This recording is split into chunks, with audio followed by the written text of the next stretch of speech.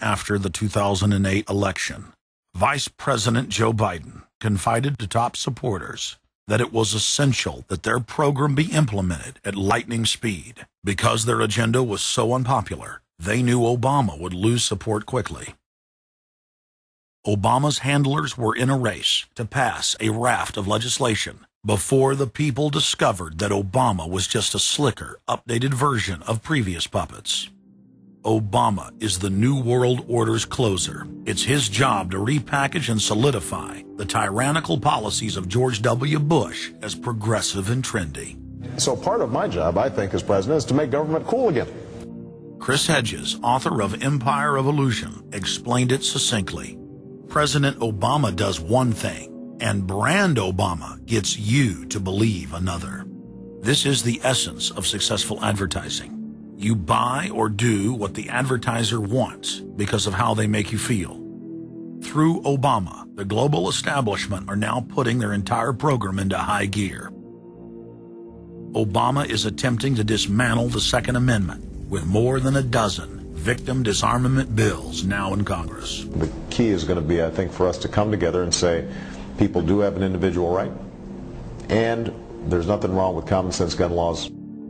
Hate crime and cyberbullying bills in the House and Senate would effectively criminalize free speech protected under the First Amendment. It is absolutely true that NAFTA was a mistake. A senior member of the Obama campaign called the Canadian government within the last month to say that when Senator Obama talks about opting out of the free trade deal, the Canadian government shouldn't worry. The operative said it's just campaign rhetoric and don't take it seriously. Campaign officials called the U.S. ambassador to Canada and say, don't worry, it's just campaign rhetoric about NAFTA. The Canadian government put out a statement indicating that this was just not true. So I don't know who the sources. It wasn't true. Amid all of the denials, sources at the highest level of the Canadian government who first confirmed that a call was made, late this afternoon reconfirmed that a call was made. President Obama is promoting the creation of a North American Union and is attempting to expand NAFTA and GATT. President Obama is pushing nation-ending blanket amnesty for more than 20 million foreign aliens living illegally inside the United States. He's also overseeing the hijacking of health care by the federal government, which will nationalize more than 20% of the U.S. economy. And you want us to believe that a government that can't even run a cash for clunkers program is going to run 1/7 of our U.S. economy. No, sir. No.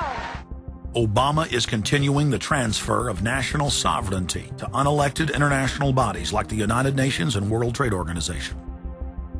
And most important of all, under the cover of banking reform, Obama wants to hand dictatorial power over the United States economy to an offshore private banking cartel known as the Bank of the World. Richard, what happened to all those threats from France's president about storming out and about having a global regulator who was going to reach across borders and be able to deal with markets no matter what country they were in? They have opened up the idea of there being some form of other regulator across countries, and I think that's going to come back. So is this some sort of new world order, which Gordon Brown kind of alluded to? I think a new world order is emerging, and with it the foundations of a new and progressive era of international cooperation. The finance heads of the 20 industrialized nations met again in late September of 2009 at the G20 summit in Pittsburgh, Pennsylvania.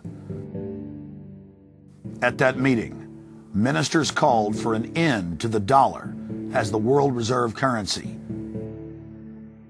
They also called for a strengthening of global governance and called for a new world order. While the bankers were busy carving up the world at the G20 summit, Barack Obama was in New York City at the United Nations because he's got a new job to chair the United Nations Security Council, the most powerful position in the world government body. President Obama does what no other U.S. president ever has. As President Obama presided over the UN's most powerful body, that would be the Security Council. 6,191st meeting of the Security Council. For a couple of hours, you could say Mr. Obama was president of the world. It is the story of a world that understands that no difference or division is worth destroying all that we have built. In my own country, it has brought Democrats and Republican leaders together. Leaders like George Shultz, Bill Perry, Henry Kissinger, and Sam Nunn, who are with us here today. Barack Obama is the first president to hold two posts simultaneously. And there's a good reason for that. It's illegal. Article 1, Section 9 of the Constitution forbids any U.S. president from serving any foreign government or institution. He swears an oath to protect and defend the Constitution of the United States. But now Barack Obama has sworn allegiance to the global government and the United Nations that he heads up. Let that sink in real good. Barack Obama now heads the United Nations Security Council. You cannot serve two masters, and Obama isn't. He's selling out the last vestiges of sovereignty that this country had. This, ladies and gentlemen, is the destruction of our nation, and it's also high treason. Obama's lies are obvious and out in the open. He hides in plain sight. And from the moment he took office, his lies have only increased. Despite the fact that his ratings have dramatically dropped since Election Day, from the mid-80s to the low 40s, a large portion of Americans still gullibly hang on his every word. It is bringing entertainment to thousands of people. Through its magic, we are able to enjoy a combination of the radio, motion pictures, and the stage, right in the comfort of our own homes, simply by pushing a button and turning a dial. These cells with their electrical charges are scanned by a stream of electrons, completing 30 pictures a second. Compare that crude picture with these of today, and you can judge for yourself how far along the road to perfection television has traveled. Most people still today think that all entertainment to do with movies, drama, is therefore nothing more than their entertainment. It never ever was that case. Of course, television can't perform such miracles as this, yet. But perhaps there's no harm wishing that it could.